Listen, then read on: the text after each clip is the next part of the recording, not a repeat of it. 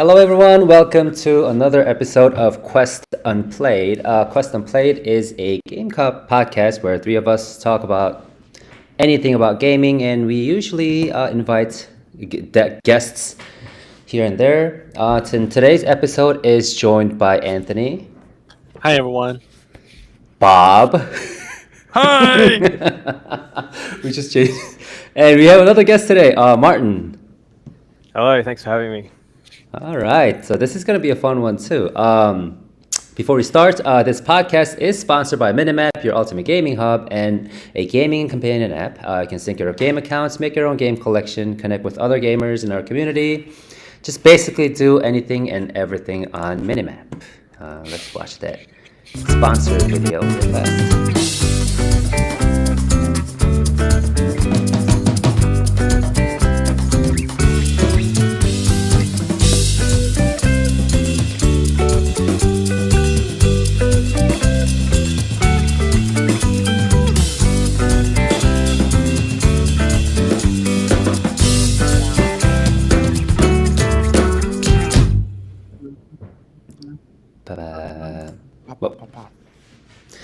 All right, awesome. So, how is everyone doing today? Very well, thanks. Yeah, it's extremely cold here in Korea. It's negative I don't know, 12, 13 degrees Celsius. Whoa. I don't know what it is. Probably like in 40s, 40, 30. What is it? Are you in? Are you doing imperial or metric? Metric. So what is it like? I don't know. I think it's around like 40 degrees or something. But it's cold. It's It's very, very cold. So it's gonna be. Did you dress for the? Did you have your coat on and your mittens? Yes, sir. Okay, Yes, yes, Bob. Yes. I worry about people's hands. Okay. All right. So let's take some time to get to know a little bit more about Martin. Could you tell us a little bit about yourself and the game and your studio, briefly? Yeah, sure. Thanks for having me, first of all, guys. My name's Martin. I'm from Australia, as you might be able to tell. We're going through the opposite at the moment. We've just had a few days of 40 degrees in Melbourne, so a bit warm. But yeah, I've been, I loved games all my life. I fell in love with like Nintendo 64 when I was a kid, which probably shows my age. And then later in life, worked in industry, did other things, and just felt like games were always calling me. So maybe like 5 years ago, I started sort of dabbling a bit, learning a bit, doing a bit on the side with the aim to like transition to be a solo or indie dev full time. And this is sort of the year where that's hopefully coming to fruition. We're going to talk about Batography today, and I've got another game, Rita, which is in the works, which should hopefully the first big release of the studio. Awesome. So we all did play this game, and it was really actually fun. It was actually fun. Oh, thank you. Yeah. Yeah, I like the idea of taking Too pictures. fun. Yes, we need more of those. But I anyways, wanted more. yes, we'll talk more in detail later on. But let's take the gamer type quiz that we do. Are you ready for this, Martin? This was the one I was a bit worried about. We'll get into it. I'll preface it with that a few of my friends object to me calling myself a gamer because I don't actually play a lot. I mean, I love making games. I love looking and learning about games, but I don't play a lot. So let's see how we go. Okay. Too busy making. Yeah. Yeah. All right. First question. It is finally the weekend after a long, tiring week. Ask a friend to play together, or you need to spend quality time alone. Game together, definitely. Yes, always together. The new game that just released isn't my type, but a friend is urging me to play with. First, it is not my cup of tea, so I refuse at first, but it would be fun if we play together, or you just listen to your friend's words and play together right away. I think if it was a multiplayer, I'd play, trust them that we would enjoy it together. But if it was some solo experience, it'd probably go pretty low on my list. So which one? Yeah.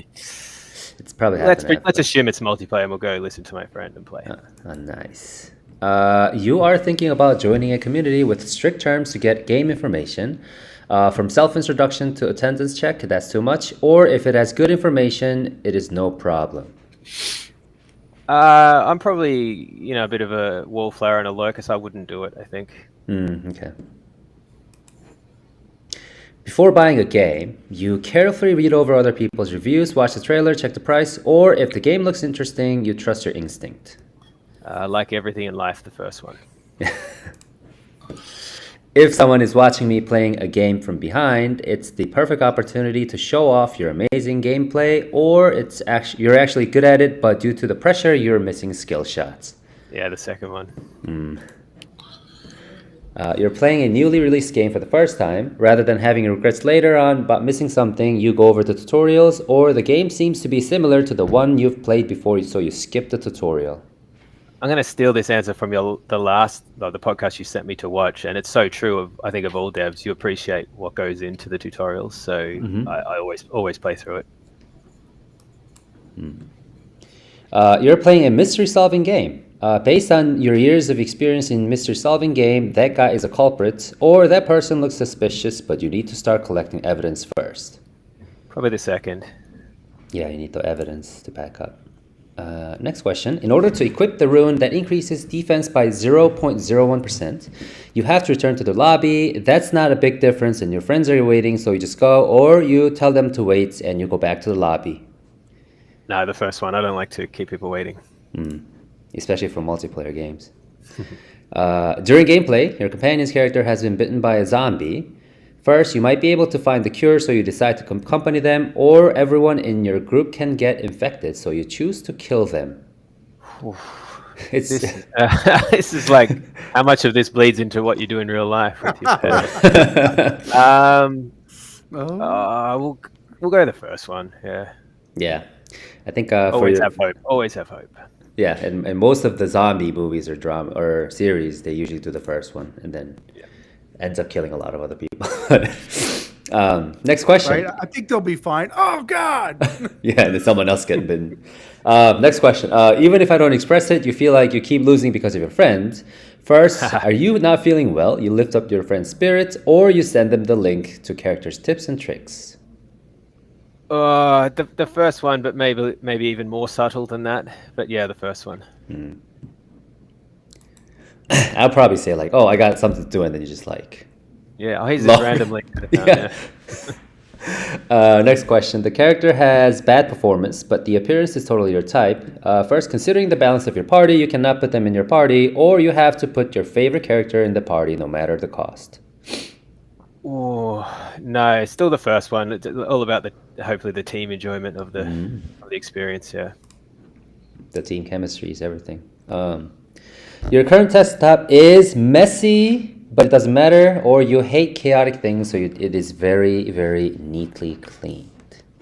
Well, because it's January, February now, it's clean. So I tend to do a clean out at the end of every year. So I've got like a 2025 folder in which has all of the 2024 junk, in which has all of the 2023 junk, and so on in a big, downward spiral. So at the moment, it's clean. Okay.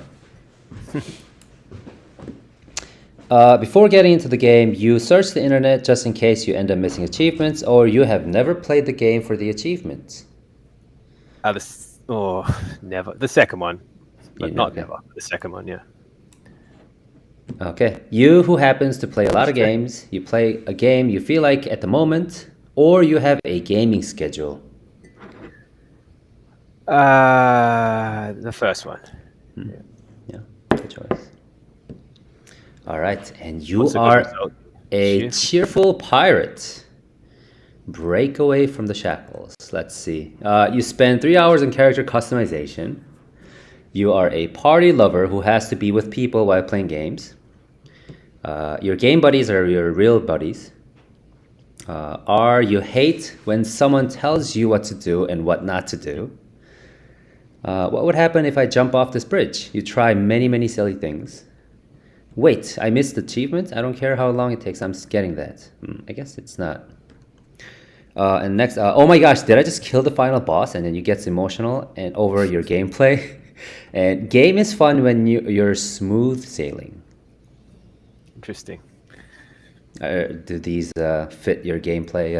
Some of them do. Some of them, that achievement one seems to be at odds with what the answer was. But yeah, I guess this one is it's off. But not a bad fit. You're right. Game is fun when you're going well, but it can be frustrating when you're not good at it. Maybe that's why I don't play a lot anymore. And Is then the pirate a good one to get? What do other people get? yeah, I think I got the Berserker, and what did Anthony get? Anthony got like some Guardian, right? What about Bob? Bob. I got the Berserker Rage guy. yeah. Yeah, I think I got the Berserker too. Nice. Well, I like to smash things when I play video games. me too. I'm not a good puzzle solver. Just smash. Smash and bash. Yeah, and you might like open world games. Suggestion.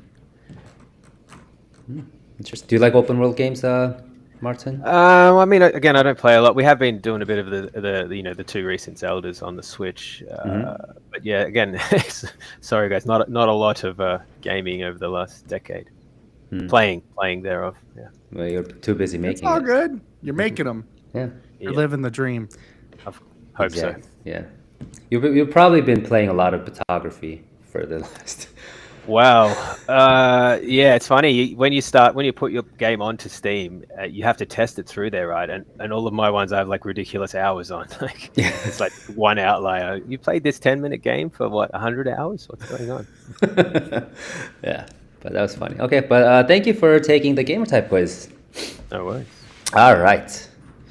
And next, we will jump right into the bulletin board waypoint, where we talk about some gaming news that happened this week. And I think we could talk briefly about two things. But first one is Multiversus is going to be shutting down.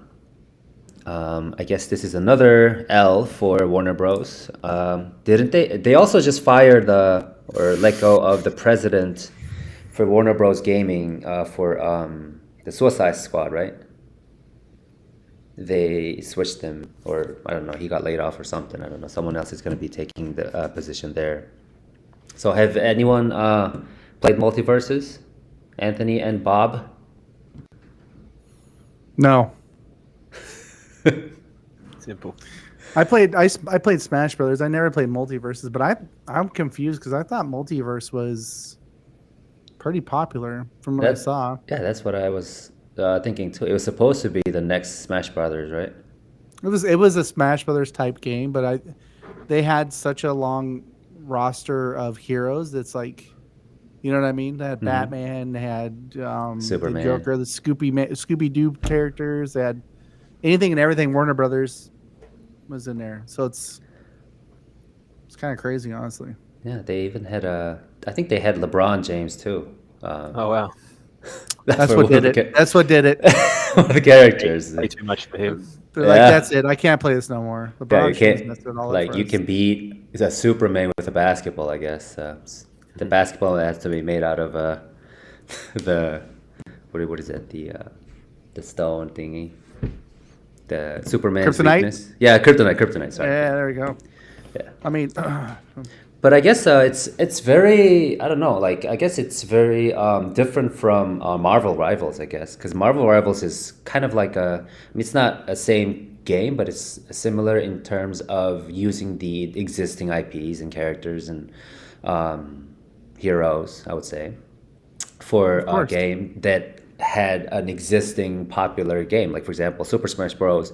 Was the same format as Multiversus, and Overwatch was the same format as Marvel Rivals, but they're doing a exact opposite, I guess. Marvel Rivals is still pretty popular, right?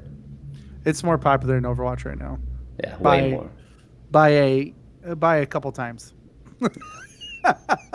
So, I don't know. It depends on how you look at it. I don't know if it's going to stay that way because those companies, it all depends really on the competitive scene, but I don't see it slowing down for a while because it is, to me, much more fun to play than Overwatch. Yeah. Unfortunately. Yeah.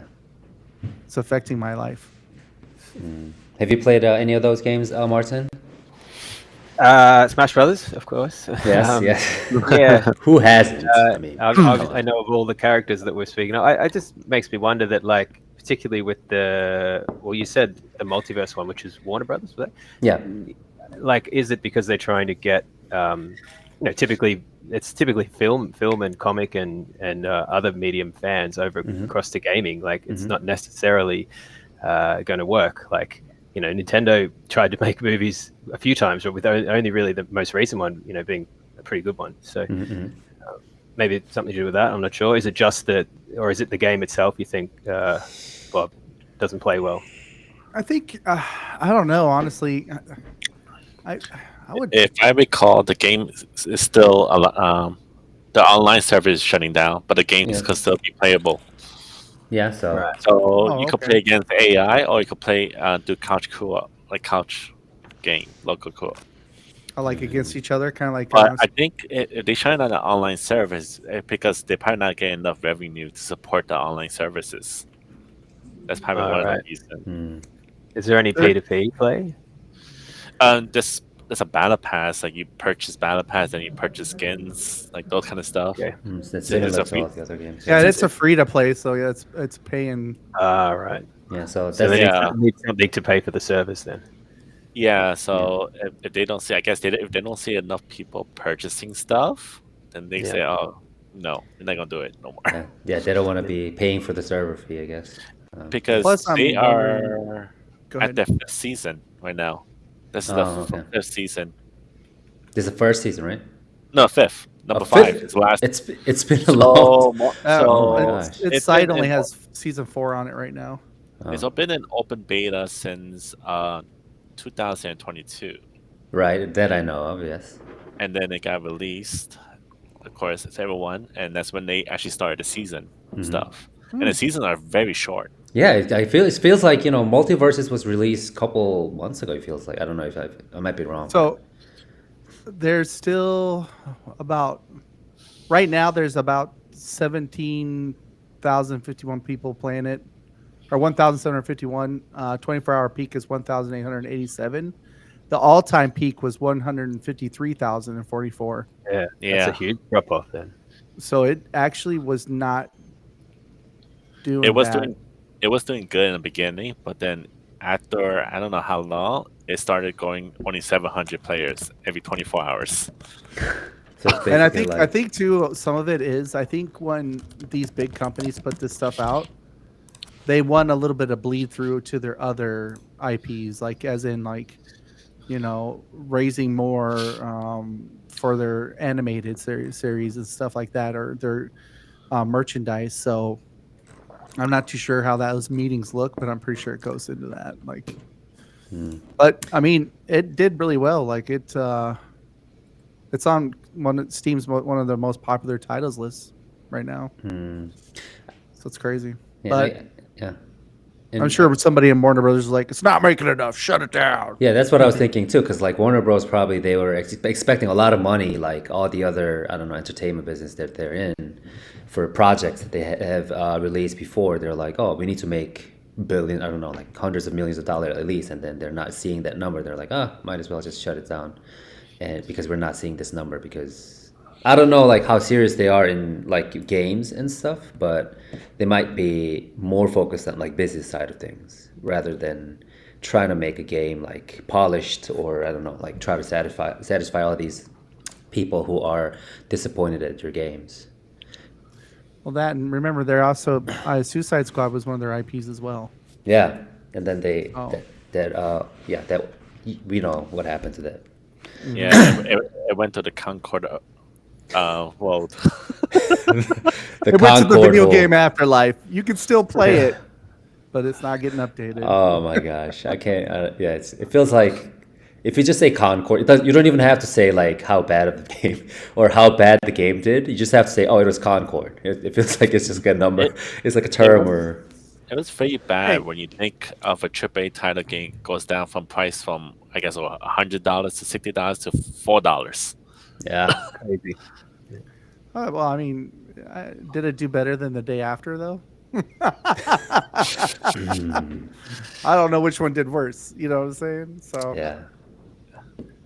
uh, But I guess I mean they probably will try to do something more with their existing IPs because these days it feels like IP like whichever company that owns like more IPs and more fan base IPs has more power and tend to be successful. Like for example, Nintendo has just so many IPs that they can just fail whatever. Like they can just fail a movie and it's fine. We'll just make another one.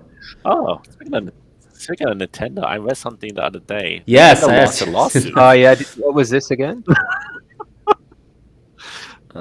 what? was I They forgot. lost. It was they lost a lawsuit because there was a store in Co- Puerto Rico that's Costa called Rica, I Super think. Mario store. Yes. Yeah, Costa Rica. Yeah, So and they were doing a lawsuit because they said you cannot have that they name in front of lost. your store. Yeah, that was They funny lost though. it though. Like it was like rare. It was kind of funny to see Nintendo like lose an actual, court case because they usually are well prepared and they have so much like strong of a legal team that they have. They usually don't lose, but then this one they lost. I wonder if the owner's name is Mario and he was just. It is. I forgot his actual name, but like It something is. something Mario. It was something Mario. And I think it was a hardware store too. What have they got to gain by going after this guy? It seems crazy. Yeah, but I think the ruling was like- because they had no Yeah. like inside of the store they didn't do anything to promote their like store that is related to like Nintendo Mario stuff. Like there's no like theme or they didn't use any Yeah. characters or IPs or anything inside of the store, and it Yeah, was the other. Yeah, I don't know. but, I want to like Nintendo, but then sometimes we hear about stuff like this, and I'm like, Mm. there's just some evil mouse like, meh, sitting there, yeah. monocle in. So speaking of I don't know Nintendo, I guess do you plan to bring Rita or Batography into a Switch version like at any time in the future? Probably not Batography, given that it's a free game already. And as far as I understand, the costs start at like 30 to 40 grand just to get on there. So that Oh. doesn't really add up for me. Mhm. Before we released it, it wasn't never thought about doing a sequel, but a lot of people are asking, and there seems to be a lot of attention at the moment anyway after release. So not confirming anything, but if we ever did it's like an obvious platform, right? And at the same time, I think we probably would target mobile and all the it's pretty casual, right? So you want to try and capture all of that, and it's pretty lo-fi in terms of how much tech you need. So I think you'd be crazy not to try and target everything, but that's a future problem. For Rita, definitely not mobile. It's not a mobile game. I'll publish it myself probably on Steam, and then if that goes well and some money comes in, I think Switch is an obvious thing to maybe try and get a publisher or some funding, or if it goes well, I could fund myself. And then Switch. Depending how long it takes, Switch 2 is coming around, so it might be. Who knows what's there. So in short answer would be no, not at the moment. But the kid in me would love to have a title on a Nintendo. As much as we just said they do some dodgy things. Yes. The 12-year-old in me that fell in love with it all would be pretty chuffed. I didn't know you had to. It costs about 30-40 grand just to get the game on the platform. Yeah, didn't know that. these are just like conversations I've had with people at conferences and things. So there's a few things. You need the developer kit, which I think is not free. I'm using Godot, which is open source, and I think there's issues with pushing that onto their proprietary system. Then there's obviously the development of it. Things are going to go wrong. So I can see how the costs go up pretty quick. But also, like if you have a success on there, then it's a huge market. So Right. yeah, it probably is worth it if you can get to that point and people like the game enough. Yeah, and especially like when Nintendo Switch 2 is coming out, if the release date could be kind of targeting near that, then If it they could want be an a exclusive huge- title, they can have it for Yeah. launch. That would be awesome. You get a guy, reach out. Yeah, that'd be awesome. Yeah. I'm actually just thinking that there's not that many free-to-play games on Nintendo Switch. Yeah, When I last think time I about looked, there's it. a lot of demos, right? Yeah, mostly demos are free, but nothing like Yeah. free to play. Yeah, similar with mobile, right? Everything's kind of free, but not really. So Like there's a paywall behind So it. Batography 100% is just a free game. Like you said, you can get 10 minutes out of it, or you can get an hour and a half out of it if you want. And we're pretty happy leaving it that way, and put a bit of goodwill out into the gaming world. But I don't see any lists of like, best games of the month which are genuinely free. Like, we're not trying to get you to buy things when you get in there. That's not a demo. But also, I mean that I'm telling. At the same time, I would love people to wish list my other games. So it's not completely free, but there's no obligation. Yeah. Okay. We'll probably talk a little bit more about this later, but like, did you guys, or did you intend to make it free, like from the beginning? Like you said, this game is gonna be free from the start, from the get-go, or? So originally it was I think before I mentioned that I was spending a couple of years just trying to get better and doing little projects here and there. And this was a project a few years ago for a game jam, and my cousins were just finishing school, I think, at that time, and they're very, very talented artists, and their friend, and I got them involved. Like, do you want to do a game jam together? It only takes a week. Let's see how we go. And they managed to produce pretty much all of that art in that game jam week. And it was just like incredibly beautiful. They're like super talented, and to be honest, like most of the attention is because of how beautiful it is. And I was just like feeling pressure, like this looks pretty good. You got to make an okay game out of it, while I was still trying to upskill myself. So, yeah, I think it did an all right job. It did well in the game jam. It's going well on Steam now, and yeah, it was. So to answer your question in short, yeah, it was always going to be free and short. I didn't realize that it would be this popular. We gotta make something out of this art. Please, Yeah. please. And the style itself, people love it. But in the style, they're like, oh, just give us more content, and Yes. different biomes or something. Like, if they so I think in the future, don't hold me to it, but if my cousins and their friend are available, like I would love to do something, but I can't commit. Okay. A family project, pretty much. Building a family empire. Wow. Yeah. Yeah, but Wait until Nintendo sues us, and then we'll be right. nice. No, you'll be fine. They're losing now. We got the momentum. Strike now. Yeah. This is not legal advice. So. All right. Okay. And then just shortly, Xbox Showcase is going to be coming out this end of this month, right? And some of them games are going to be coming to Nintendo. And also, I think they mentioned briefly about like how much they love indie games, but I don't know. It could be just about marketing, or if they're going to be actually showing some new indie I think games. it's just cheaper for them to buy the well, studios out. No, this is just Yeah. an indie game showcase. Yes. So Which one was that? It's part of it. This is the Xbox, part of the Xbox Oh. indie game showcase. They're going to do at the end of this Okay. month. I didn't know there They was an do indie drop a lot. section. Yeah. They do it to their ID program. They have Yeah. an ID program for indie games for developers to come and make games using their they give you basically the entire Yeah, assets. crazy. And Yeah, like that's you the say, thing, it too, might be more financial But- for them. A lot of big indie. Oh. Sorry. No, go you're ahead. Go good, ahead. you're No, good. go ahead, Morton. We couldn't hear you. Could you say it again? I know. for it.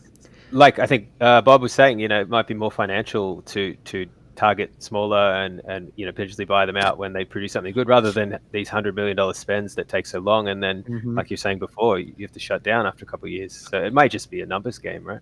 Yeah. Well, not even that, but indie games are super popular and they have the Game Pass. So if you go on to Game Pass now, there's tons of indie games. The only thing it's kind of sad though is if the indie games don't perform well, they kick them off to make room for somebody else. Yeah. Yeah. It's a competitive market. Yeah, so you're not always going to find like stuff that's really kind of those hidden gems you would find on Steam or itch.io. Yeah, it's there forever, right? On those ones. Yeah. Yeah. And so I mean it's not bad. They do pretty good. They could do better, but at least Yeah, I think as an indie, you've got to take whatever path you can get to players. yeah, I feel like just as long as it's a good and a bad, right? So I don't know what they do. I'm hoping they're paying the indie companies and the indie teams. I'm sure they are, and they're paying them decently so that at least indie. Oh, it's based on I was where about to say, I wonder how much they're getting to be, like, because you think you might make a really good indie game and it might not get a whole lot of play on Steam, but if you put it on the Game Pass, maybe it brings in a little bit of clout or whatever, and more people play it. But then at least you got a paycheck for your team, right? And then on top of that, I don't know, you can move on to your next thing or whatever. But yeah. Yeah, I don't have any personal experience with it, only sort of in passing, so I don't have any details. But But it feels like, just getting your game into those Game Pass or whatever, whichever program that is. It feels like that itself is a huge promotion for them, like for the indie game studios. And I think like some indie game that studios would like love to have it, even if they don't get paid, because that itself is gonna get like promoting the game itself. And then some people might go to Steam, or I don't know, like it can get more hype and build like a sequel or something. So I guess. It's all about numbers. Yeah, it's all about lifting I've yourself. done that before. I've done that. I played a indie game and I really liked it, but it wasn't the Xbox version for some reason didn't feel very good. Like it's hard to explain. And then once I bought it on Steam, it was much better. And then I just bought the DLC for it because, of course, they'll give you like the base game free, but if you want DLCs, you got to pay for that. And so you can get the Xbox price, or you can just go and get it off some Steam. So Yeah. it's not bad. Yeah, and then these gamers might follow the studios, not just the game. Like, oh, this studio made this game, so like I might, check out other games that this studio made, or if there's another project that they're doing, I might be just wishlist it or just pre-order it later on. So that's another perspective. Definitely, yeah. Promoting. So, all right. So think I that guess needs to be a thing more often now. People Yeah. need to start following studios, not just the games. yeah. It's a good idea. Yeah, and also, so I'm kind of excited to see indie games. What kind of indie games will be coming out at this showcase? Because I mean, AAA games usually they have like huge marketing budgets, so like a lot of the content is already out. Usually, like they have like this process, and then but like these indie games, like some of them you've never heard of it, and they're like, oh, this is very interesting, and then you just like check it out after you see it in a showcase or any. Yeah, we're in the middle of like applying for pretty much everything at the moment. So like a lot of things have opened up, and they'll start like February, March, April, and so on. And yeah, just applying for anything that's remotely related, because like you say, the showcase is like that's the best exposure you can get when Yes. you don't have $1 million marketing budget. We do a little bit of socials, and this stuff like this is really fun, and I get a kick out of it. But like you say, the showcase, that's what you want. So there's a lot coming up, so keep your eye out. We might get in one. I don't know yet. Still unknown. Yes. And you have applied with Rita, right? Yes, yeah. Okay. Sometimes when it's like a free one or existing games, I've got another game on Steam. I just throw it in and see what happens. But basically, 98% of all the energy is for Rita. Yeah. Okay, that's cool. All right. So I think we're ready to move on to the companion waypoint. Yay! Yay! Our favorite part of the show. This is where we talk about the dev, the studio, the game, and I feel everything. like we've done a lot of that already. Yeah, but I mean, we got a bunch more questions. So. Yeah. We have let's see, we have about 124 questions. What? I'm just kidding. But before we begin, let's watch the trailer with sound, because sound is very important in games.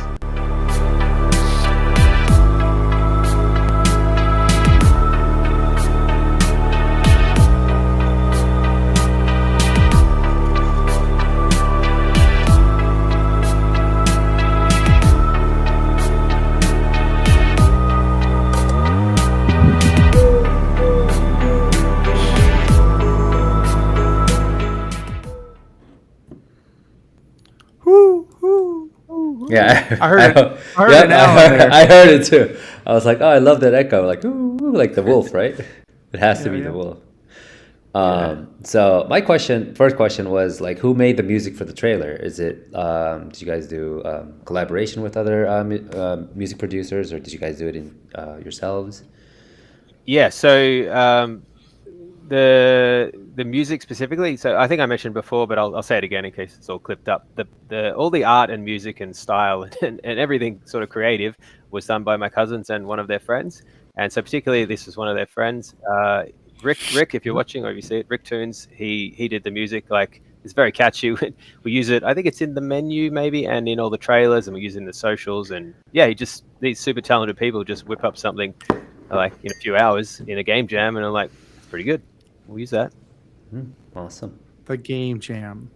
Yeah, we've been hearing a lot about the game jam. We should there should be like a live like I think Bob Bob mentioned this before, but there should be like a live, I don't know, 24-hour game jam. He's gonna mess up and start calling me Bob all the time. Yeah, I'm just gonna be we're just gonna call you Bob all the time from now on. But anyway, People are like, wait a minute. yeah, Is it guy? it's gonna be like our inside joke. But anyways, Oh yeah, it could be there should be camp like out yeah, all about the game jam. record one of those game jams. Exactly, that's what I was thinking too. Maybe like I don't know, just like any sports should be recorded. Yeah, that'd be pretty good. Just get a backlog, and most of them only take 10 minutes. Play through them. I'm sure you could like do some automated search on each to find the ones that are genuinely entertaining, and then 10 minutes of play, and just keep cycling. Yeah. I'd tune into that. I think it'd be cool to kind of like record the whole process Yeah, and just like, cut it up. Of making the game. yeah, like Just like watching a bunch of guys go, you know what we should do, right? And just like like all the devs like in agony. They're like, oh my gosh, what are we gonna do? Yeah. it all like, just falls apart. Yeah. Black are like, son of a. Oh, that's gonna be a big drama. It could be there could be like a big drama. Like this game jam team like breaking up. They're like, oh, I'm not doing this with you, and then they're like running. I don't know. That could be like a fun show. The Office, but game jam version. Yeah. Oh my gosh, that would be fun. I'm out of here. You're like, You can, if you edit it for us, we'll do it next time. Definitely. And there's like we just gotta go over there. Yeah. I'll tell you. And there's like No, I'll send you the raw.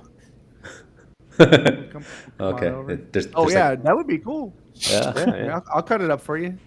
Yeah, sounds good. So, have you been to many game jams before, Martin? Or Yeah, that was sort of how I what's the expression? Cut my teeth or whatever. Like try to, I knew I wanted to make games, and I've tried all my life from here and there, and just it's very hard to get any consistency. It's hard to do something big. So then I was like, well, I'm just going to go in a heap of game jams in a row, and I made the effort to try and go in one every month for a year. I missed 1 month, but I went in. I went in 11 in a row of this same. It's a Godot specific wild jam. It's called, and it was a real good way to just like make sure you finish the game.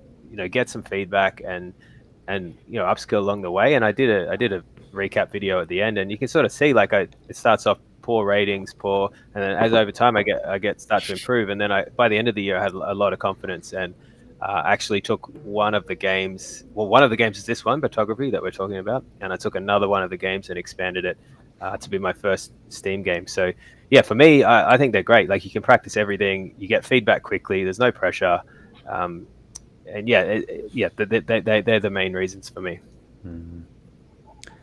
that's amazing. That's like you're training yourself to become like better at things. It's just similar in I don't know, like anything in life too. Like just keep definitely. trying. It's like trying. training before you get a job, or practice before the match, that kind of thing. And I still very much feel like I'm in the training phase of being a game dev. Like this project, hopefully it goes well and it's going well, but I feel I've got so much more to learn still, and I'm just happy to keep going, and I just need to try and get some wins along the way. And Batography's a great win, and hopefully Rita's a bigger win.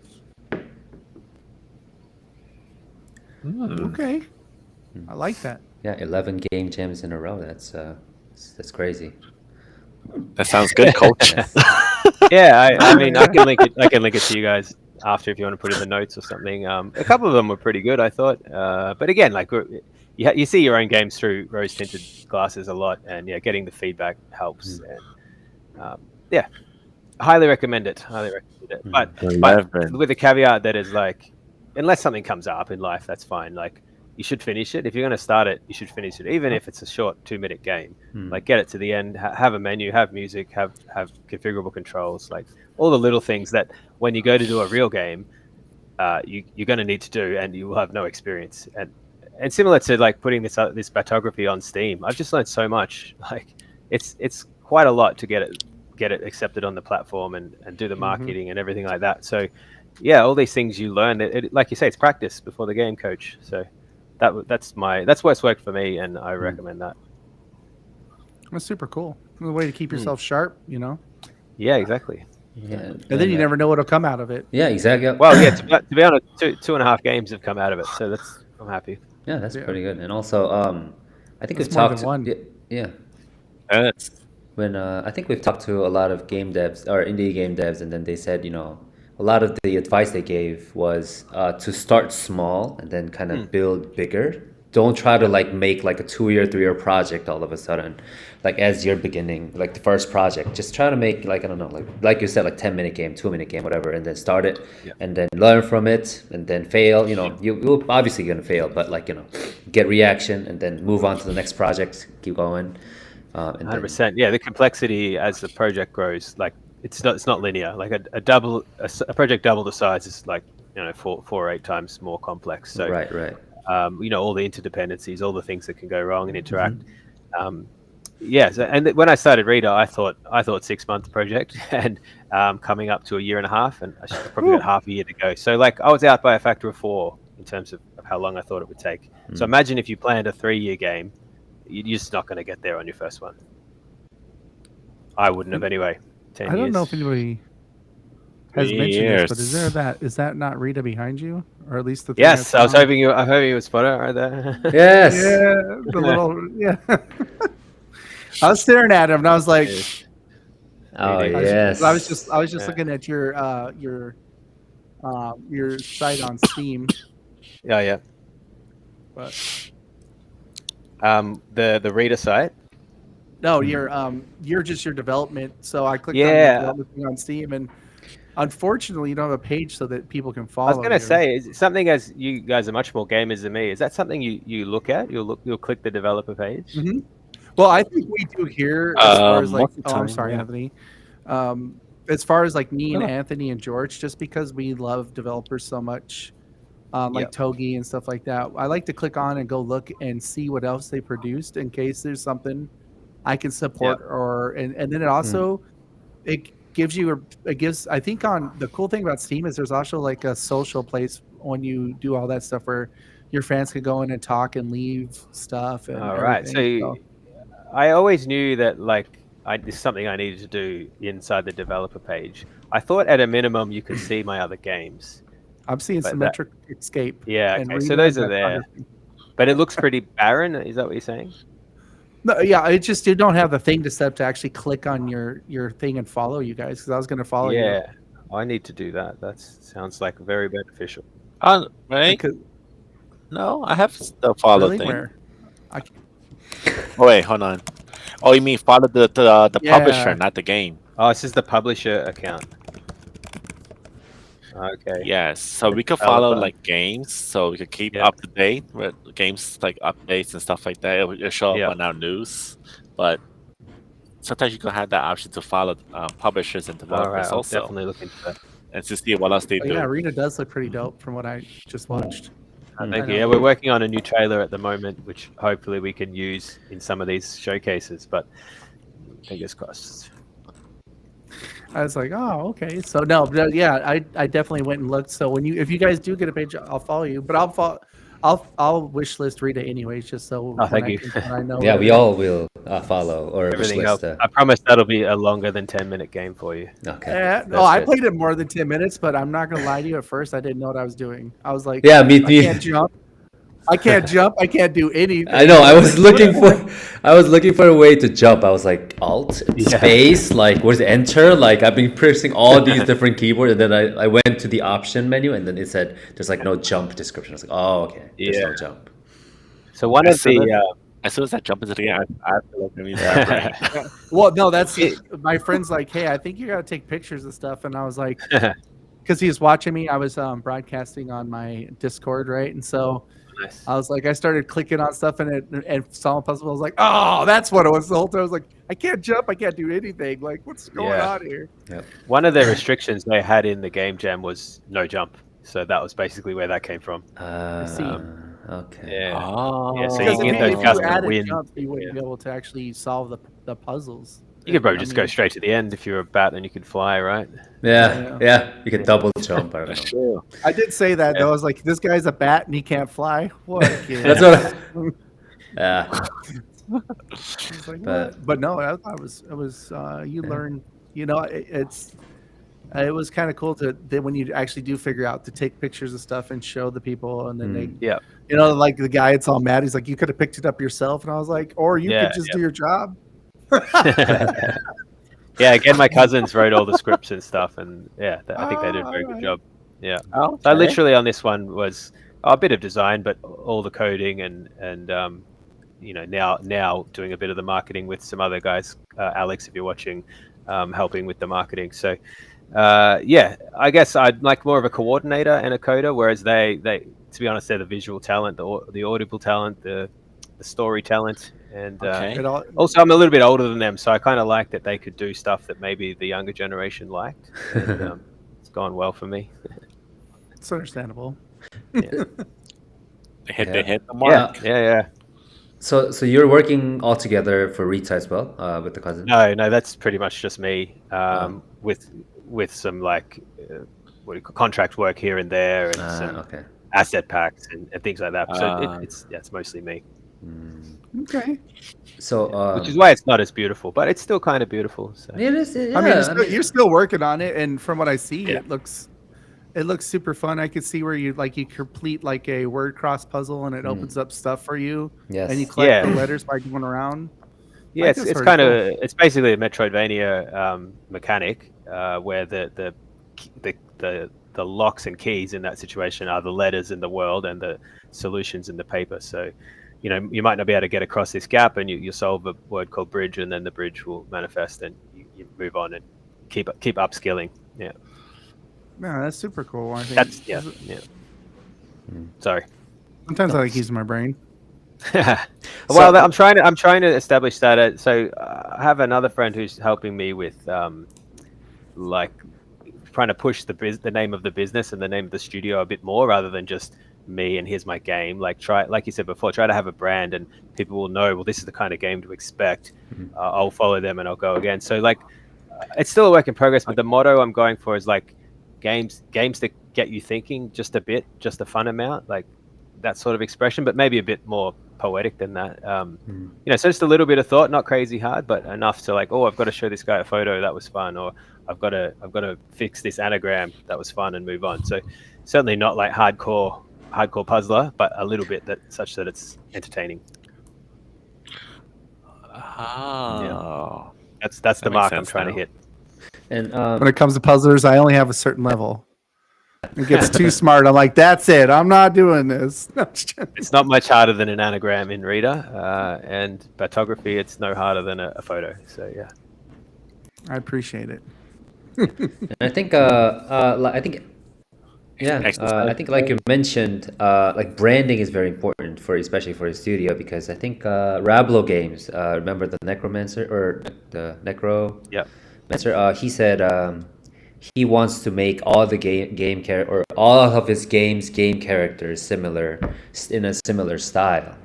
Then people will say, "Oh, look at this game! Oh, this is definitely made by Rablo Games," and then they can kind of automatically kind of connect, the style, and then the existing fans will definitely know and like probably play it. So he's saying visually the same. Yeah. It's I don't know how to call it, but it's like a storytelling. Like, I don't know. The characters are kind of like a storybook. Yeah, characters in a storybook, and all of his characters are designed that way, like intentionally. So he's got his own universe.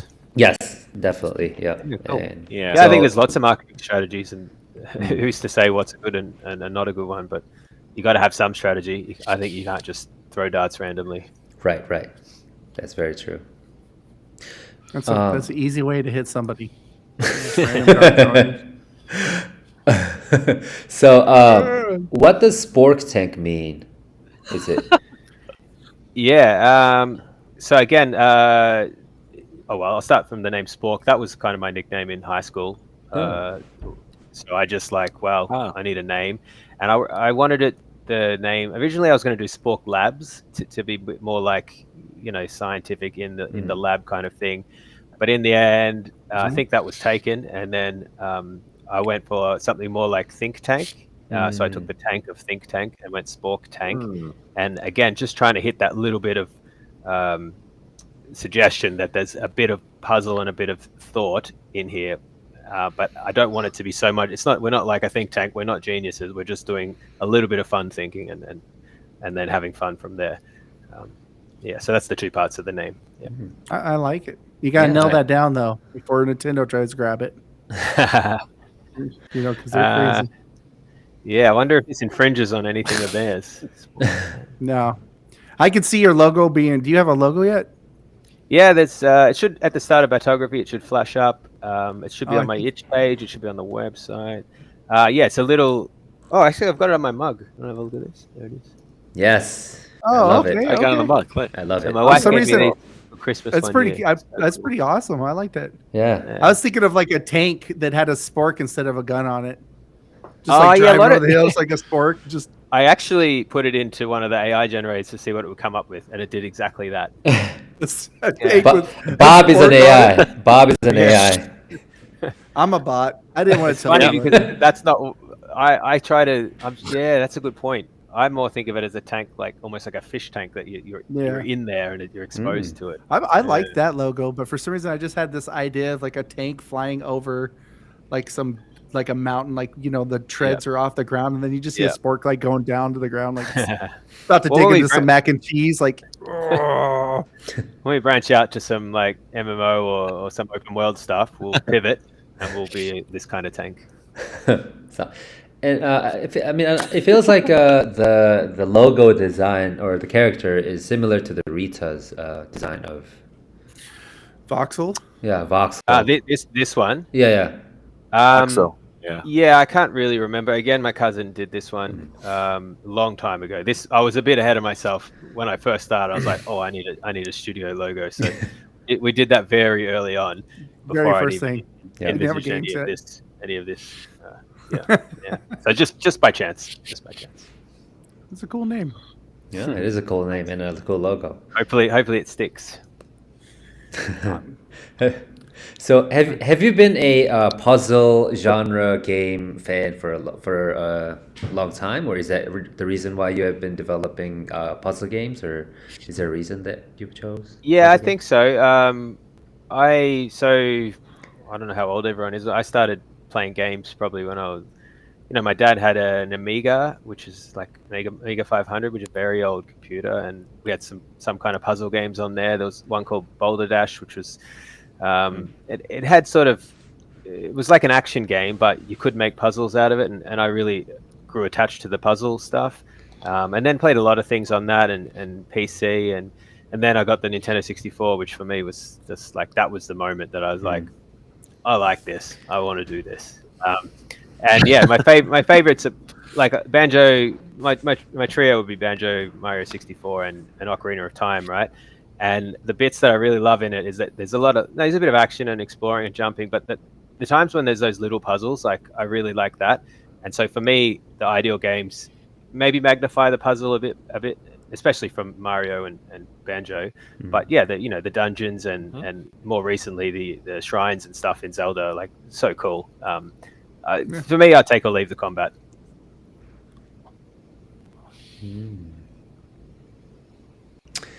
I'm sorry. So my favorite part. Combat. Oh, okay. But I mean, sorry, puzzle elements are fun usually. They're dope. Unless you're struggling. The only time I don't like puzzles is if it's a zombie game. I always used to get super annoyed in Resident Evil when there's like zombies behind you and you're like, you got to figure out this lock. And I'm like, I start sweating and panicking, hitting the wrong buttons. Like, it's going to eat me. I whenever it's like I do or death for some reason in a video game, I panic. I'm like, puzzle would be one of the hardest things to do when someone's watching you. Like, exactly. Yeah.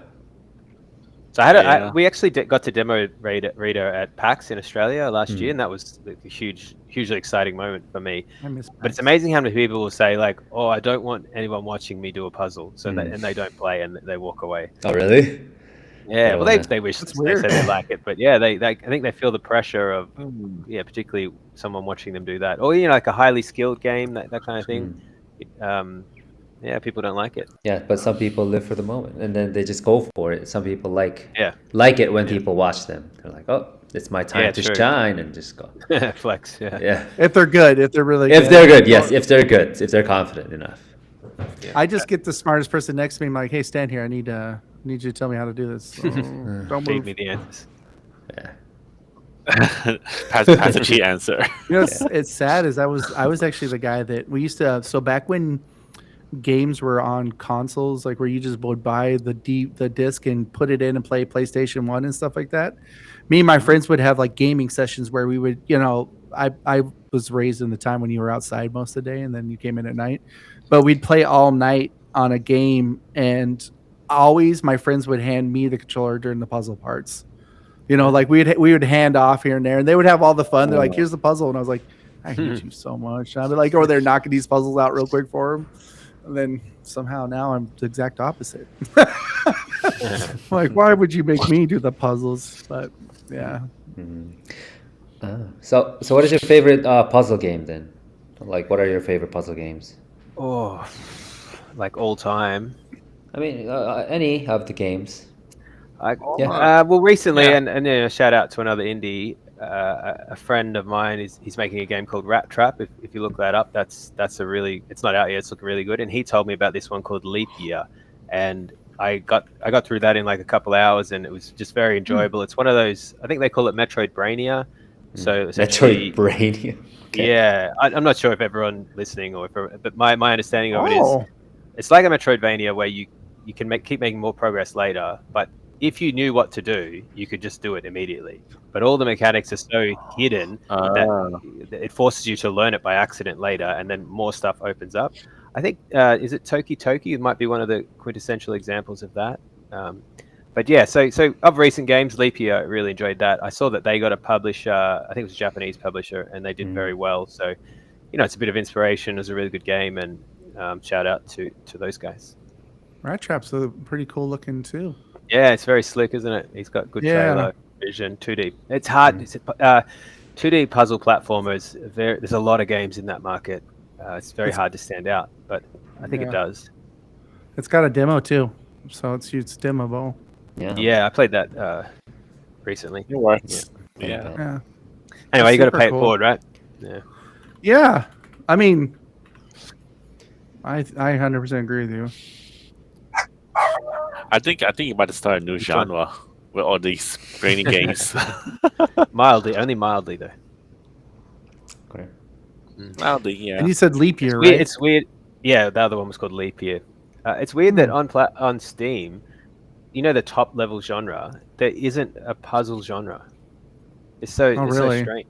Yeah, I think it's puzzle. Yeah, there isn't puzzle. So I end up putting like indie as my top level one, or like adventure when it's barely an adventure, and you have to put puzzle as the subgenre. I thought it was strange. I thought it would have been one of the top genres, but it's not. I wonder if strategy may be one of them. Yeah, I feel like you're misleading people, but that's why I didn't do it. Oh yeah, no worries. Yeah, I'm just looking at all the things right now, and you're right. Oh no, there is a puzzle on genres though. Is that like the top level one? I just know in the Steam backend when you select, I was like, it's I know what you're talking about. Yeah. But if you click on categories, sometimes people don't do this. You click on categories, you go down. There's a puzzle one, and then you can click on that. Yeah. But I know what you're talking about, where it says like new noteworthy, all that stuff. Yeah. Yeah. I always type Indian too, though. Yeah, good. Represent. Yes. Very good. Yes. Thank you. And it feels like, there's just so many different unique games that it's like you can't categorize a game into like one genre. There's so many like games. There's like puzzle, action, adventure. I don't know, like Metroidvania, all these type of games, and then you can't just say like, oh, this is a puzzle game. It's just you can't just like, define it with one genre. I guess it's more. Yeah, they have several genres tied into them. More and more, and there's like action, and then action adventure, and then so they're two different things. Yeah, people are having to get so creative because you can't stick to one genre anymore. People want more. Or they like mashups. Yes, they do. I think that's nice though, that when you're playing a game and it kind of like you are constantly being, where when I played games that have like a couple of like side games or whatever, like what you would call mini games inside the game. I really enjoy those where you have to play the mini game to advance, but it's something different than what you're already doing. You know what I mean? Yeah, something to break up the whatever the main loop is always good, I reckon. It's like a side with your main course kind of thing. Yeah. Tactical Breach Wizards is considered a puzzler. Yeah, that's A lot of Lego games in there. yeah. Lego games is puzzle. Yeah, Yeah, use your brain. So was there a reason why you chose Bat as the main character of Batography, or? So the theme of that jam that it came from was moon. So we knew it had to be about the moon. We knew it would be at night, and I think they'd already decided they wanted that silhouette, aesthetic, that silhouette style. So I think they just sort of naturally went for Bat. Again, I didn't have a huge amount to do with that specific part. Yeah. It all had to fit the moon theme, basically. So all of these game jams, they give you like themes or stuff, and you gotta make something. Yeah, out of the so themes, I've only done a few different ones. I ended up doing this Godot one a lot, and I think common across all game jams is there's a theme. Definite, like this one was moon, but what I like they do in the Godot Wild Jam is they give you like three restrictions basically, and so one of the ones for ours was no jumping. I think there might have been some others. So it just sort of like causes you to think a little bit differently and fit within the. So it's not so open-ended. Yeah. I guess it's I think it's a good way to kind of like touch people's creativity, like kind of push them to the limits, because if you're allowed to do anything, and I guess it could rather limit their creativity because they can. Yeah, it's amazing how much some restrictions cause you to be more creative. Yes, that's what I was thinking. Yeah, no jumping. Now you have to make. You want verticality, you have to do it other ways. Yeah, that's the first thing I said was, "Where's the jump?" Yeah, a lot of people do that. That's something I was pressing I was like, too. wait, there's not a jump button. I was like looking through the settings. I was like, well, I guess we're. But then you figure out that if you take a picture here, it lets go of this part so that you can climb up and drop down and float and stuff. So I got it after that part. I was like, oh, okay. Yeah. My brain juices started watering. Started flowing. Yeah. So I think the Bat character is super cute too. So. It is very cute. I thought it would be a good way to make it into a plushie, or I don't know, like any of the. Yeah. We've had a few people do fan art, which is kind of cool. In the end of the game, there was fan art from someone from the game jam, and we just reached out and said, "Would you like to be in it?" And they were happy for us to use their art, so we threw that in there as a nice little Easter egg. But that's the anime one, right? Loving the plushies. It's like in the photo reel when you finish the game. He's like, wasn't dreaming. there an anime one, or was I seeing stuff when I might not have seen that one? Yeah, it was some cool stuff in there. I was like, oh, that's really nice of them. Might have to replay it. Bob. Replay it again. There's the fifth time. There's one moon pie I was not going to go for, and I was like, nope, I'm not going for it. I don't know. We hit one of them pretty well. Go for the 100% achievement. Go for all the achievements. I think, man. If you go over the crowd a couple times, it gave me like an achievement. Yeah, there's a few joke ones. There's like touch grass. There's crowd surf 5 times. Yeah. Just a little bit of light comedy. Awesome. I love that. So what is the most difficult part about, I don't know, being a game dev or like developing a certain game, Rita or Batography? I think, I guess maybe we'll talk about Rita because that's like mostly been me. For me, in just making the game, the hardest is getting it to look reasonable. Like I tell everyone my stories, like I have programmer art skills, and when it first started, it didn't look great, and I just sort of keep dabbling and touching at it, and like ask some friends who have much better eye than I do, like, well, what do you think about this? What do you think about that? And you buy some assets here and there that you think can work, and it's just a very slow process. And for me, it's still not quite there, but it's been difficult, especially now seeing like such a beautiful game get so much attention. So I still find that tough. There's certain things I just can't do, like music and audio and stuff, and you have to pay or contract, which is fine, or working with a very good musician called Callum. He's doing excellent music, which we haven't put in the demo or the game yet. So that's in terms of like producing the game. The other bit, which is almost as hard, is like marketing and exposure and coverage, and like it's very hard. And again, I'm working with some guys, and I appreciate all these things. This is fun and it helps. It's so hard to be noticed. There was like 20,000 games last year on Steam. Dang, So yeah. if someone would pick your one little indie title for their 5 hours of play or whatever it's going to be, you know, it's tough, and they're going to have to pay money for it, competing with all these free games now. So yeah, those are the two hardest. If I could just be left to work on just the mechanic and the puzzle myself, I don't think I would find it too hard, because I can get that to the end with my skills. But it's this other stuff that's challenging. I think that's a common theme from almost all developers we hear. The marketing one. Marketing and the 100%. marketing, and it feels like, you know, the coding is the easiest part. They all say the coding is the easiest part. Making the gameplay is the easiest part, or like designing the gameplay is the easiest part.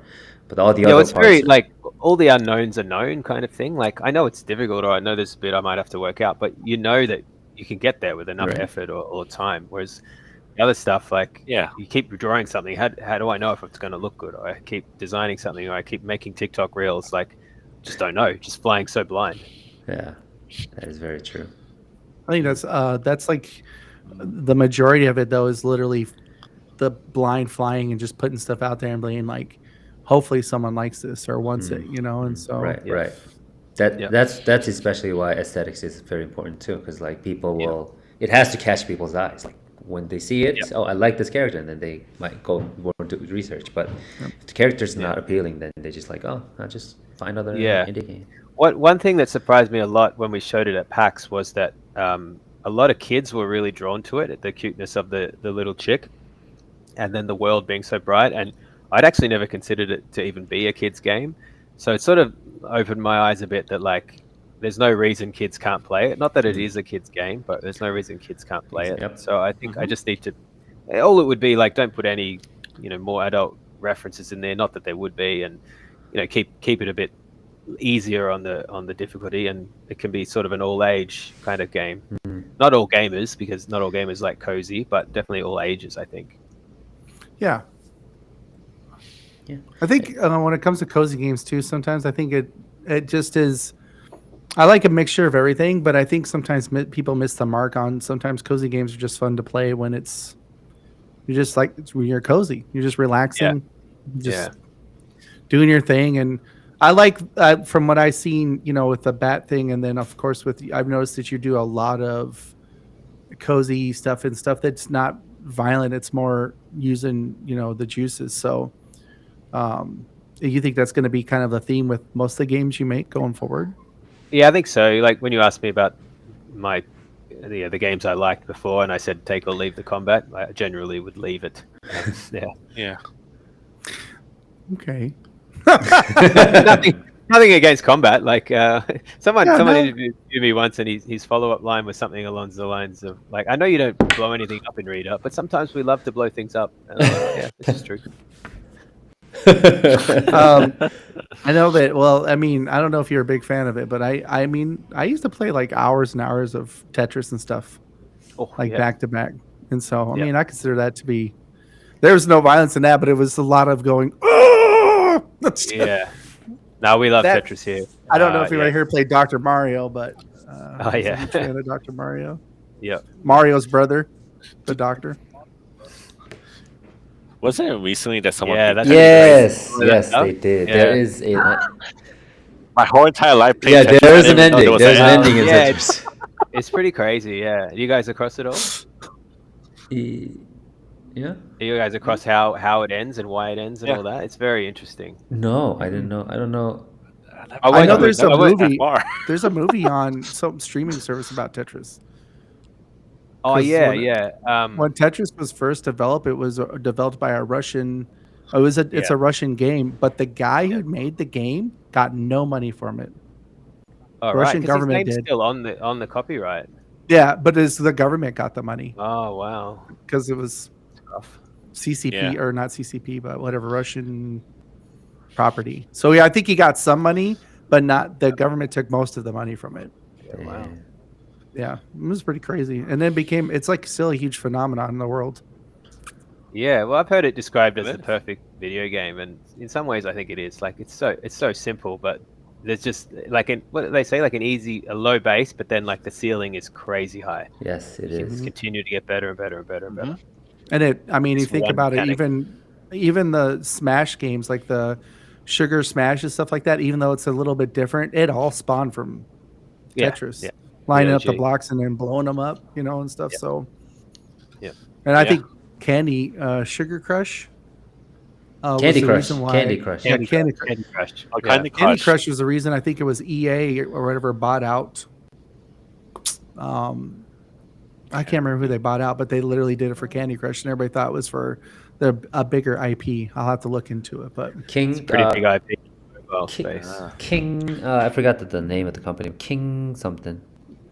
King Kingpin? something. It was King Kingpin something. or And I think it was either Blizzard or Yeah. someone bought it. Some big gaming company bought it, and it was I think- or it was in Microsoft, or I don't know, I forget. Like, but it was making the most money for the Yeah, entire it's- gaming company. yeah, it's king.com, right? And then so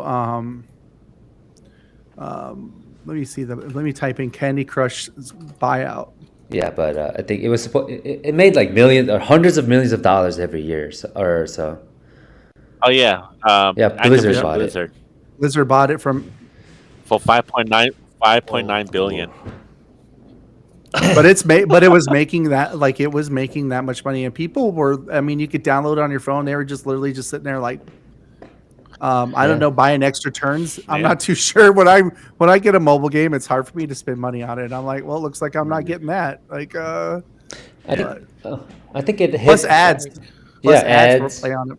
Yep. And also it hit a lot of audiences that are not gamers. Like, for example, I heard a lot of like housewives or house husbands, I guess, like people who are not into gaming at all. They just like to spend hours into that game because it's so easy, simple concepts. They can just play it on their mobile game, like, between house chores or I don't know, like commuting or whatever, and then they just keep doing that, and then they also have some money to spare. Like, I can just spend some money here rather than having a cup of coffee or something. I don't know. They'll probably spend a couple of dollars here and there, and then that adds up, which ends up producing like hundreds of millions of dollars for the company. So, Yep, 100%. Yeah. So Just like Flappy. Flappy Bird. Flappy Bird Started came it- back, right? Flappy Bird came back. I think they Yeah. unblocked it now, so you could play it. But Oh I my don't gosh, remember. Flappy Oh my Bird gosh. phenomenon was crazy. Yeah. I remember Angry Birds. I used to love playing Angry Birds Yeah, but because you had to learn where to hit just the right Angry spot Bird. and everything, and you'd be launching all these different birds. Yeah. I was a little into that one. But You guys play Fruit Ninja as well? That was sort of yes, similar. that was also a big Came one out. too. Yeah. Fruit Ninja's well, what are you doing to your amazing, phone? yeah. Don't worry about it. Just yeah. Yeah, when it first came, throw a and especially- watermelon at me. Yeah, and especially that's when like the iPad and like those the pad tablets became popular, Yeah. and then you can like- play it on the big screen, smashing. Yeah, it's crazy. those. Yeah, It's in like the arcades and stuff now. I actually know a guy who's gone to work for them. I was like, they're still working on it, like new IP and new places to have it. So that's well over a decade, that game. yeah, and it's I Wow. guess it's kind of like easy to like as an introductory game for kids, I guess, because like it's so simple. Like it's not violence or there's no violence, and Very, very kinetic game. yeah, you can just very simply kind of use it. So And it's got ninja in the title and fruit. Always good. Who doesn't want to be a And- ninja? Let's be honest, right? I actually started playing it recently on Oh, VR. yeah, yes. that'd be a good idea for me. awesome. There's Yes. fruit So is ninja it on like, VR? does it have depth in VR? There is. Metaquest has it. I was thinking like to me, like I have what is it? The one where you dance or that's music. Is it any different than that, or is it? Just Dance, is it? It's no Just light Dance? light Oh, beats oh, or no, you mean, lightsaber saber Oh, beats. Or, yeah. Saber beat. yeah, Saber beat. something like that. Or something. Yeah, Yeah, I know similar the like one that. you mean. Similar. They're gonna start throwing watermelons at you like. Yeah. No, I'm just kidding. No, I would never waste watermelon. Just FYI, I love it. Bob loves watermelon. Yeah. So Martin, love watermelon. do you get it? Do you get enough sleep as a game dev? Yeah. Not in those weeks where there was a game due. No, and not in weeks where there's like a release or a deadline. But generally, I like my sleep. I try to get to bed. Yeah, sorry, disappointing answer. No. It's not because it feels like, I don't know, like you have passion to make games, and it kind of is also part of your work. So it feels like you're doing what you love, but at the same time, it can be kind of stressful. Yeah, I mean, you got real life and commitments and things. If I was left to, nothing else in the world and I was left alone, I probably would stay up to 4 a.m. every day, which would be bad for my health and bad for everything else. But yeah, I know the feeling of crunch, and I know the feeling of like, you're really into something and the hours can fly by, and then, oh, I probably should have gone to bed 5 hours ago. So I'm aware of that, but I think as I've gotten a bit older, I'm a bit more disciplined. Okay, I think that's good because that's also healthier. For just a wee bit. Yeah, just a wee bit. Progress. You're leveling up. 100%. I'll beat the boss soon. So do you have any? I know you have a demo out and stuff, but do you have any like maybe soft projections on where we might see your next game come out? Yeah. So there's Batography's out free forever. Rita, there's actually no demo. It'll depend on all the showcases and festivals and things. I would say March or April. There could be, or there will be a demo. I just don't know when. The content's basically pretty much ready. I would just want to polish it. And it's all, I think it's, from what I understand, it's also to do with timings with the showcases and the press releases and things. So yeah, you can hold me to a demo like March or April-ish, and then aiming for Q3 for release. Okay. Again, depends on showcases. Yeah, that's that's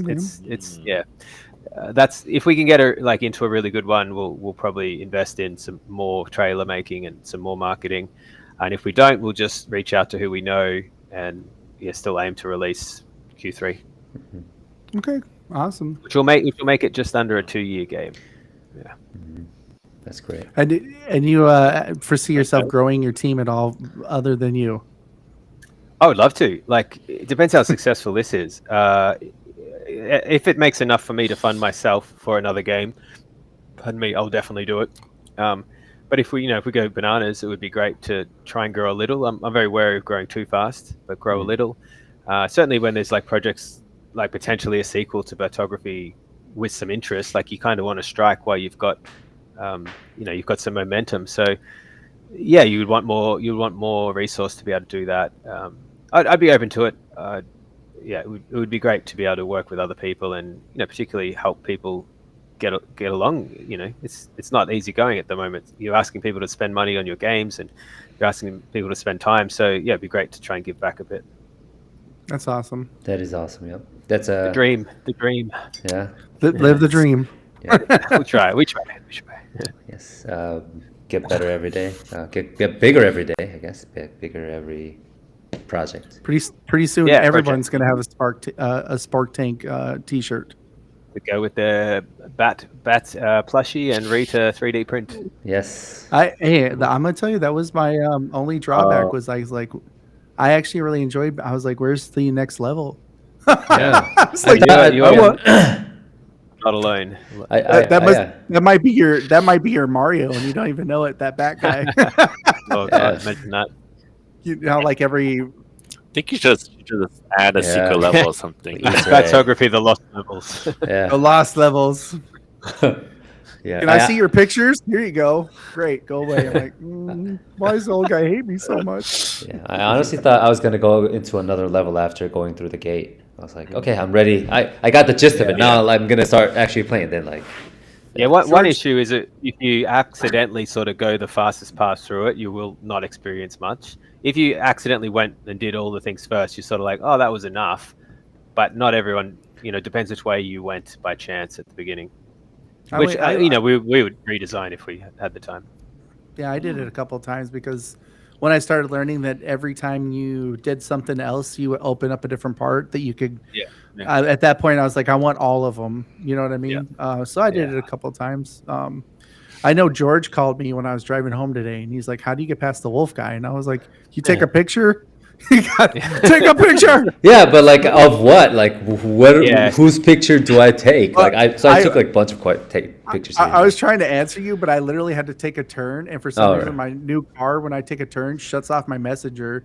So because I could talk and it'll send you a message. So I was like, take a picture, and then it was like, would you like me to send? And I said, yeah. And then I started explaining it, and it turned it off, and I was like, well, hopefully he figures it out. Yeah, I figured it out.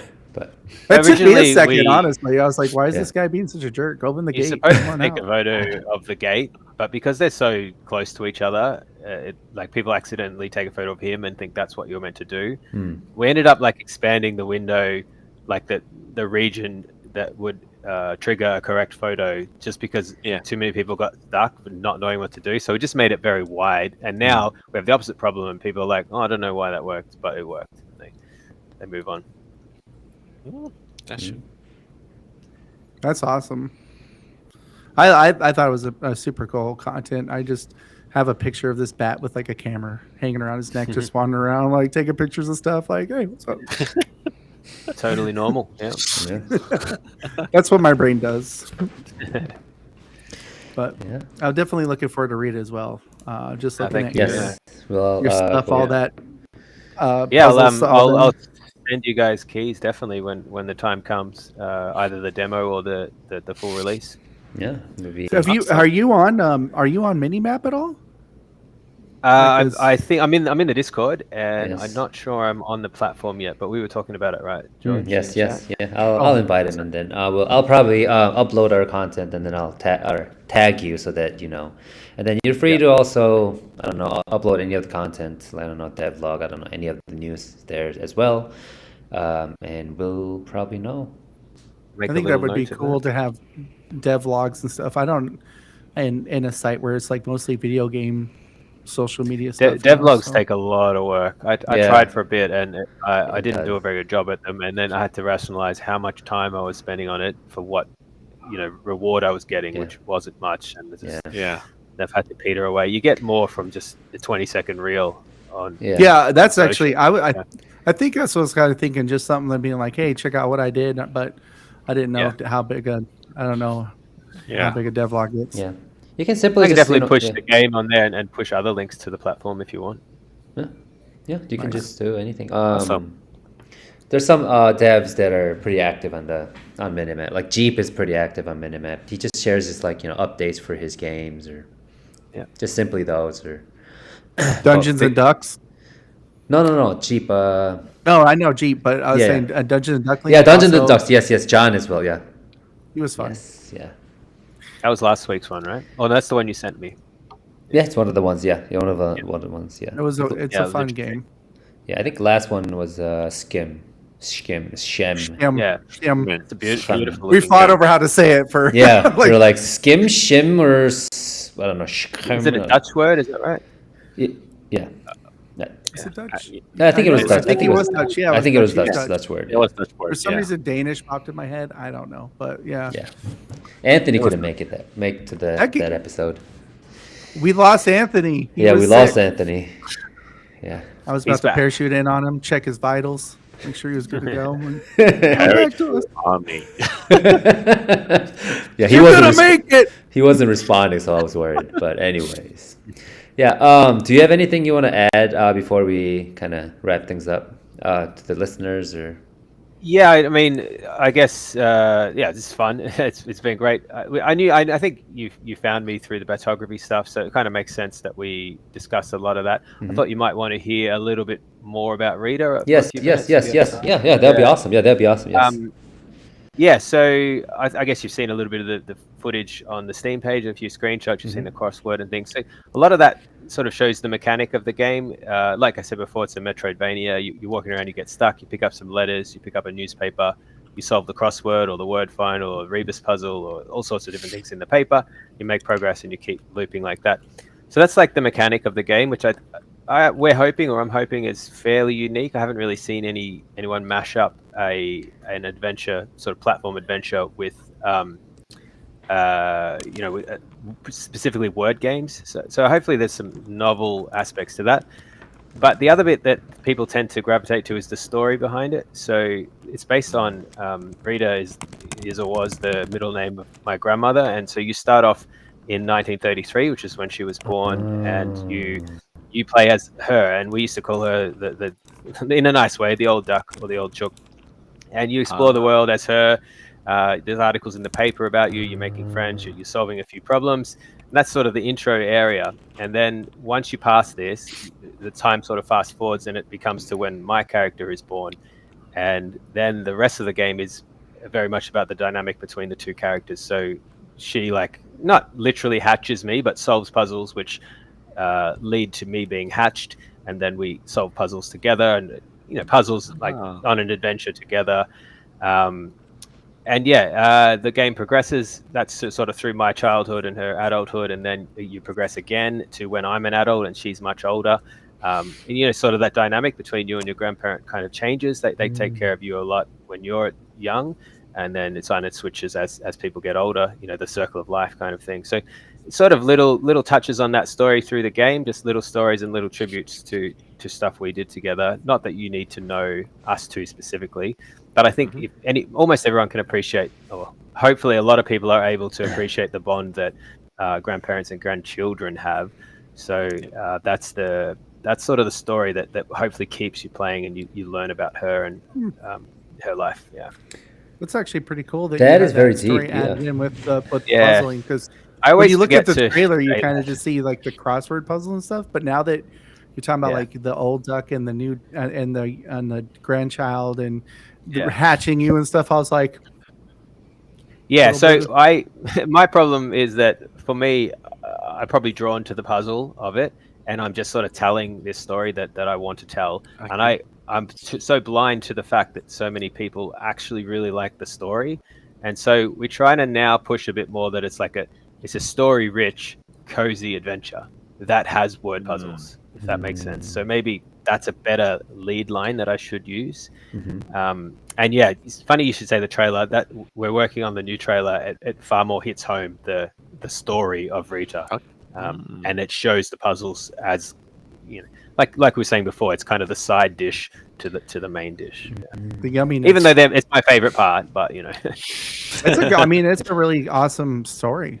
Yeah, because as a father of a young daughter, like my daughter has been taken care of by my mom and my mother-in-law, and both of them are working hard to kind of help out with taking care of my daughter, and then they kind of know that right now our daughter loves them, both of them equally, but at some point Sarah, my daughter Sarah is going to say oh, I don't want to see grandma, or why aren't you going back home, grandma, or something like that, and then their kind of attachment is going to fall apart at some point.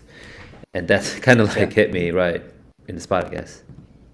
It's like these are the deepest things, right? The connection, and you're sort of watching it from the middle kind of, but with connections to both of them. So it'd be interesting for you. I used to say, "Don't leave, Grandma." So we could watch the trailer real fast before we go.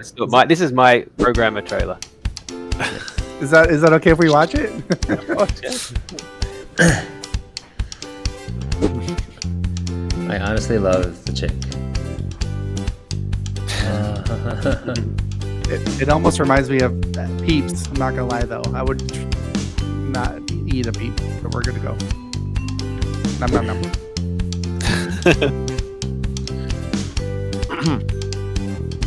Oh, I love the piggy.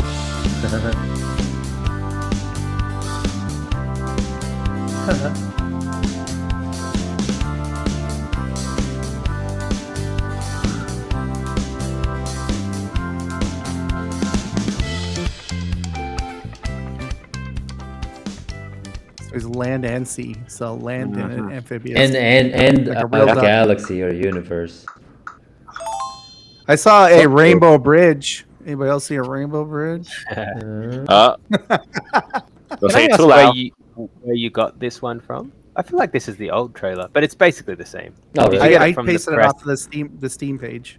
Well, I got it from YouTube, so I quickly looked it up, but I put it in our chat. I'm sorry. That probably just means I haven't updated it in a few places. It's basically the same though.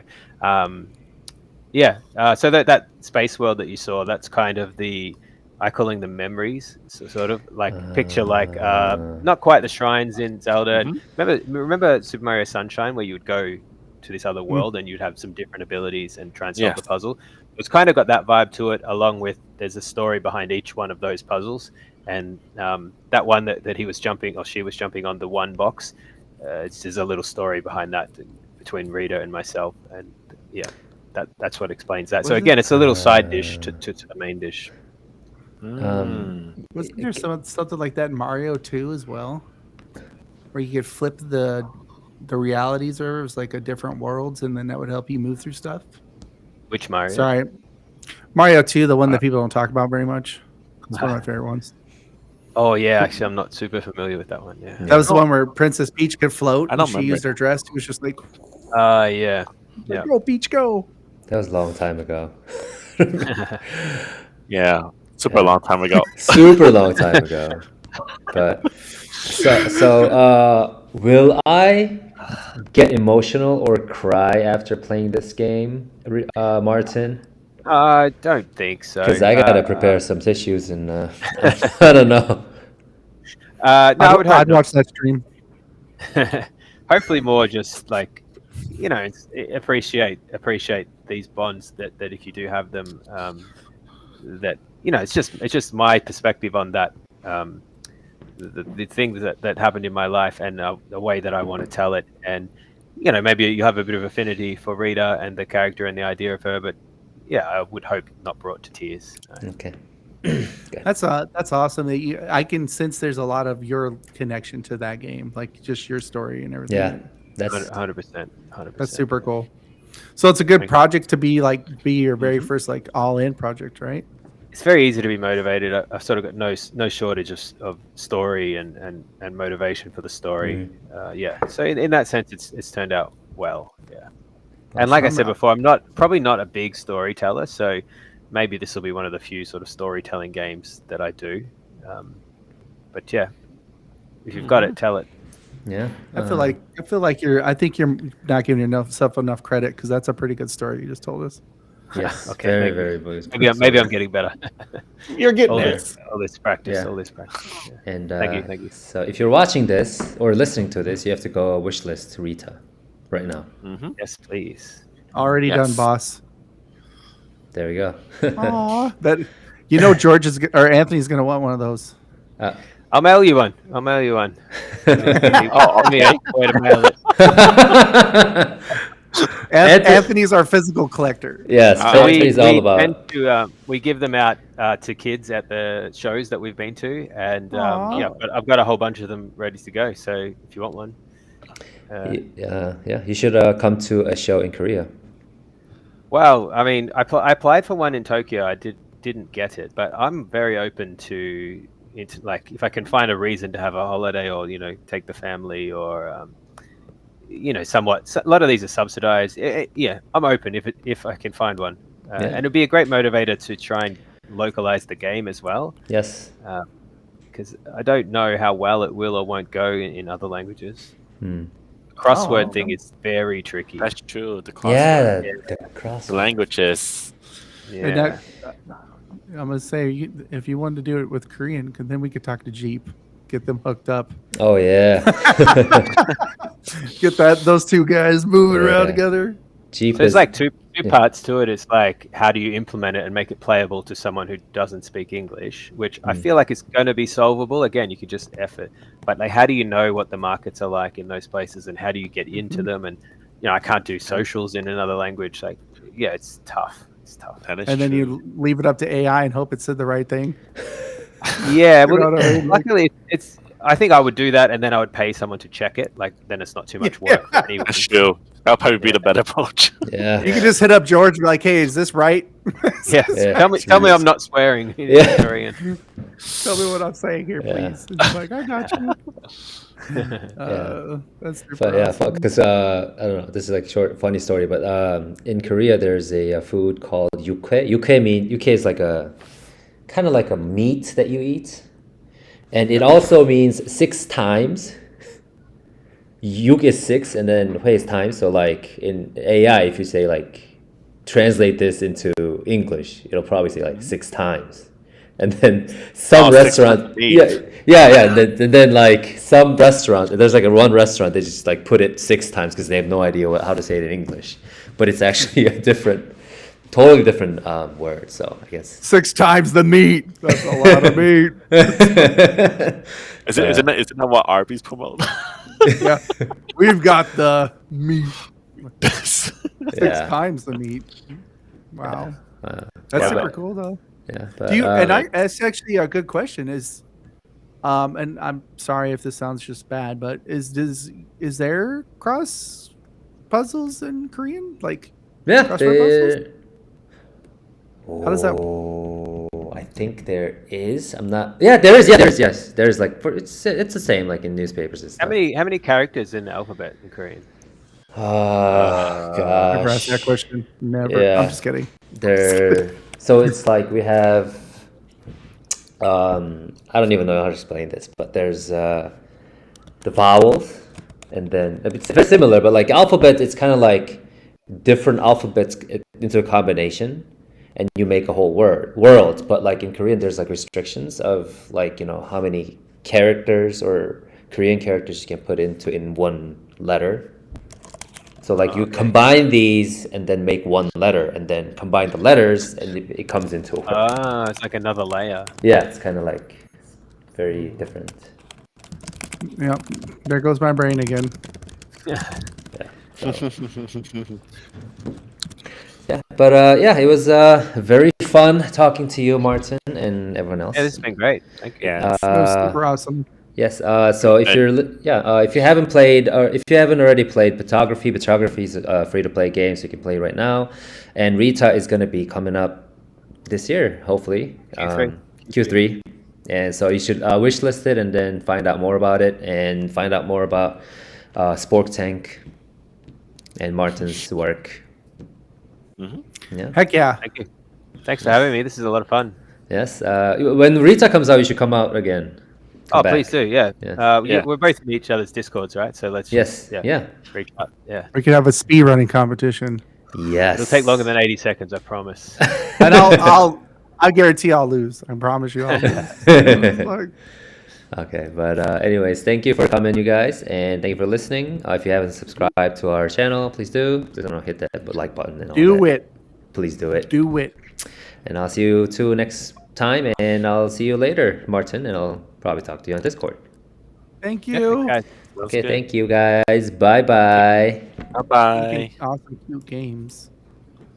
And if you want to make any of those pig characters, you're more than welcome to. That was pretty cool. I was like, Rita's cool. What about that pig? He's pink, and I think he had glasses, didn't he? Ooh, I could